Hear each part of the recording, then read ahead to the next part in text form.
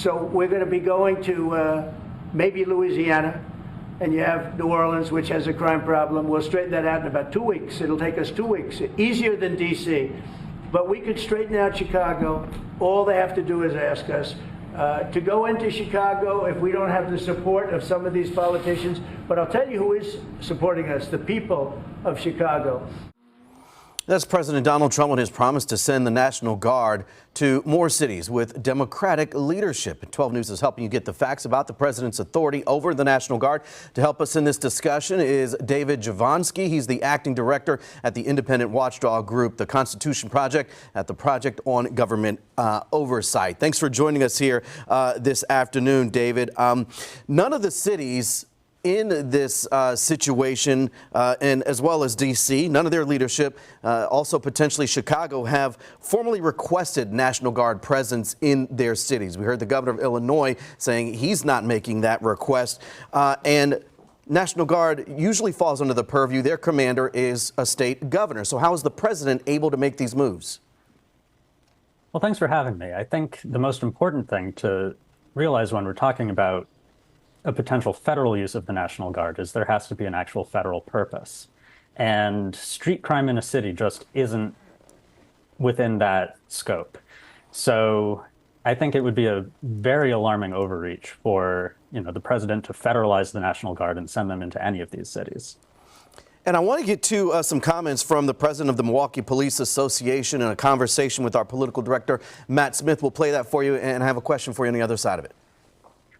At this point, though, you would welcome National Guard here in Milwaukee? I would. You have all these incidents that are out of control. We don't have the staffing for it.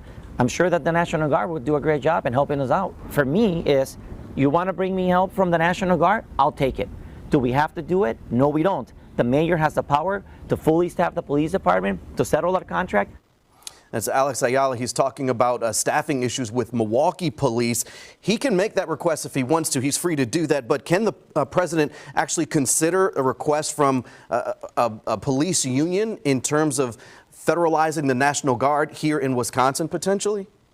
No, it would have no bearing on the legality of the president's decision.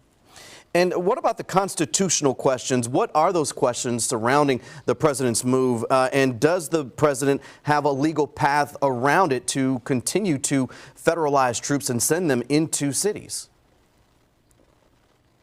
So under the law, there can only be a legal use of the National Guard under federal control in a few very specific circumstances. If there's an insurrection or rebellion, or if basically the rule of law is completely broken down. And clearly none of those situations are met here. We're also seeing the president claim that he has an inherent power to use the military to protect federal functions. And if that ends up taking root, it's really hard to see where the potential limitations on the military would wind up being. And so in your opinion, is the president's action to send troops to Washington, D.C., potentially send them to Chicago, potentially send them to New Orleans, even a discussion about whether to send them to Milwaukee, is that unconstitutional? Any of those other cities, I think, would raise extremely serious constitutional concerns. D.C. is in a slightly different position because it's not a state. But even so, I think there's a serious question about whether the National Guard was justified there. And I read an article where you were quoted on CNN. You said deploying troops to cities is an inherently escalatory situation that puts the folks who live in these cities and service members who are sent in a dangerous and volatile situation. Can you expand on that a little bit?